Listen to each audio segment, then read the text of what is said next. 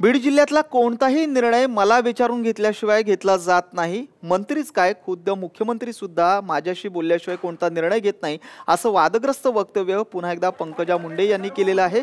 नेकनूरमध्ये बुधवारी विविध विकास कामांचं उद्घाटन पंकजा मुंडेंच्या हस्ते करण्यात आल्यानंतर पंकजांनी आपल्या भाषणादरम्यान हे वक्तव्य केलंय। मला विचारल्याशिवाय बीडला कोणताही मंत्री निधी देत नाही, याला म्हणतात सत्ता।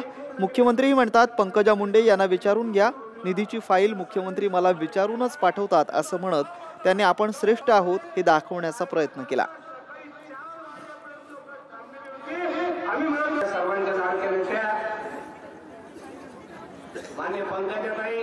मी रोज तुमच्याशी गप्पा मारू शकत नाही, कारण माझी काय इच्छा आहे या 3 वर्षातला प्रत्येक क्षण हा माझ्या बीड जिल्ह्याच्या विकासाच्या कामी लागावा।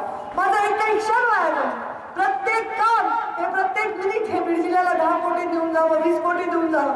आता मी एकाच कार्यकर्त्याशी बोलत बसले तर मला बाकीच्या लोकांचा न्याय देता नाही, म्हणून मी म्हणते हा काय पाहिजे, अल्पसंख्याकांचा निधी पाहिजे, हा जा माझा एक माणूस दिला अल्पसंख्याक मंत्र्यांना भेटा आणि हा निधी देऊन टाका। कारण मला विचारल्याशिवाय बीड जिल्ह्यामध्ये कोणता निधी येत नाही। कोणतेही मंत्री बीड म्हणलं की फाईल माझ्याकडे पाठवतात, इथं काय करायचं पंकजा ताईंना विचारा, ह्याला म्हणतात सत्ता।